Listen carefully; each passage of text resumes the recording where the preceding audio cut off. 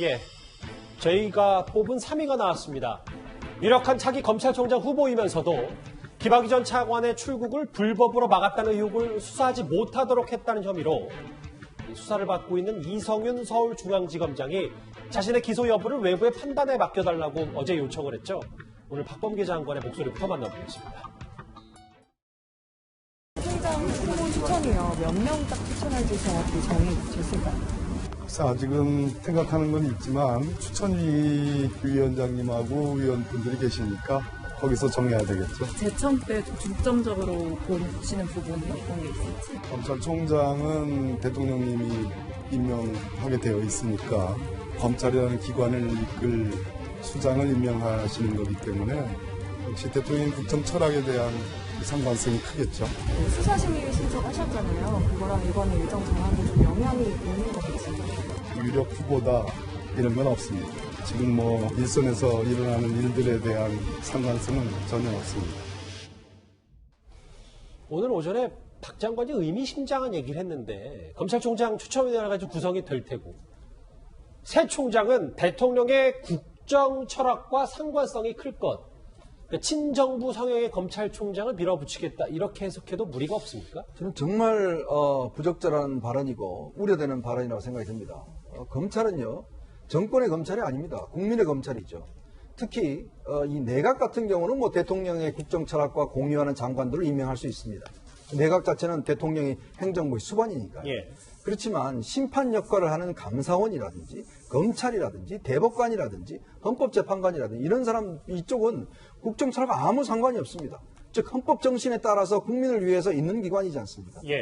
자, 근데 지금 검찰이라는 기관을 지금 이 박범계 장관의 이야기에 따르면 대통령의 국정 철학과 상관성이 클 것이다. 이거는 뭐냐면 어떤 면에서 보면 정권에 있는 코드 검찰총장을 임명하겠다는 선언이나 마찬가지예요. 자, 그러면 이렇게 되면 과연 누가 앞으로 검찰의 어떤 사법개혁 할 때 누가 그걸 신뢰를 하겠습니까? 누가 공정하다고 이야기를 하겠습니까? 예.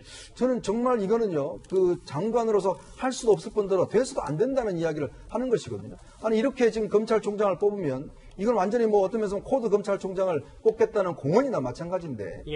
이거는요, 정말 민주주의 국가에서 생각할 수 없는 저는 일이라고 생각이 들거든요. 저는 이거는 앞으로 어떤 검찰총장이 될지는 모르겠지만 만약 이런 기준으로 검찰총장이 성립된다고 한다면 저는 굉장히 아마 두고 이 정권이 문제가 될 거라고 생각이 듭니다.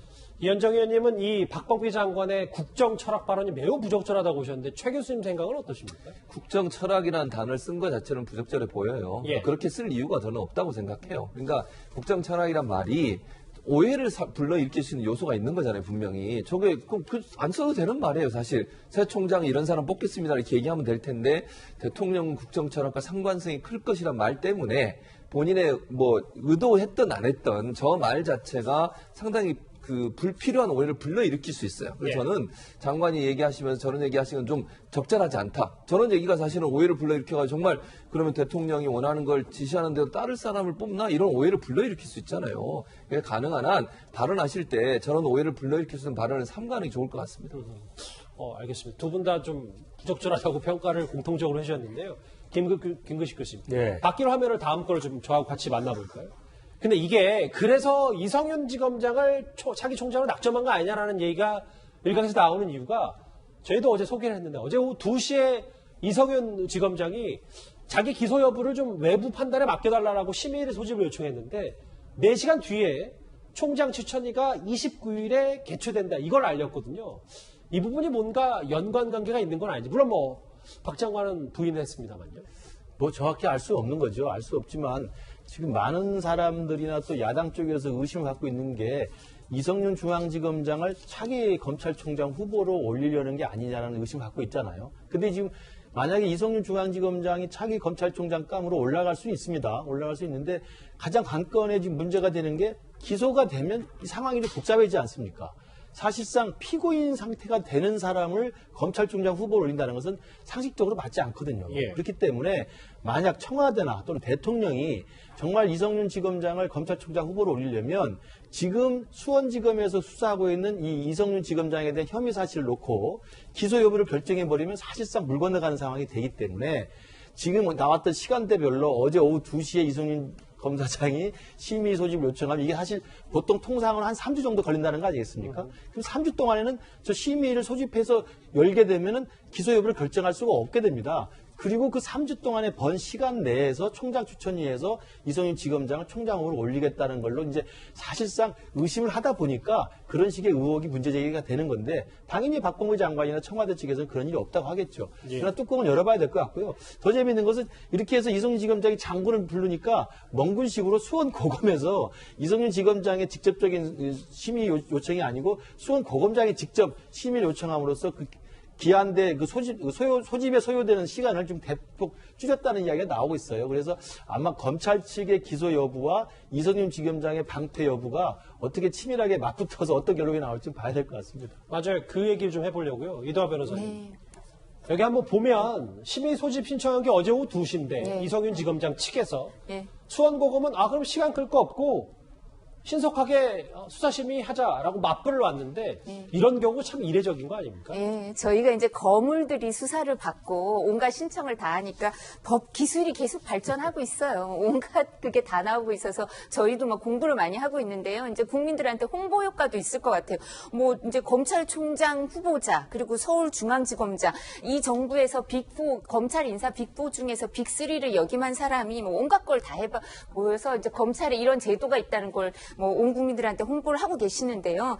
이제 사실 3월 4일에 윤석열 전 총장이 사퇴를 하고 나니까 박범계 장관이 정광석화처럼 총장 후임을 결정하겠다고 했어요. 맞아요. 근데 지금까지도 뭐 지금 시간이 얼마나 지났습니까? 근데 이제 겨우 29일 날 그 추천위원회를 1회 소집하겠다고 하는데요. 뭐 그 추천위원회 위원장도 박상기 전 장관이에요. 비당년직인데 박상기 전 장관하고 지금 이성윤 그 서울중앙지검장은 같은 사건으로 공익신고를 당해 있어요. 예. 그래서 이제 수사 대상자로 같이 엮여 있으신데 그래서 이거에 또 이렇게 문제 제기를 하는 사람들도 많죠. 검찰총장 추천위원회를 꼭 그렇게 했어야 되냐 이렇게 문제를 제기를 하는 사람도 있는데 이성윤 중앙지검장이 전문수사자문단 수사심의위원회 다 소집 요청을 했는데 전문수사자문단은 사실은 대검에서 총장이 직권으로 하거든요. 예. 그래서 이건 부적절하다는 얘기가 있어서 수사심의위원회만 아마 소집이 될 것 같은데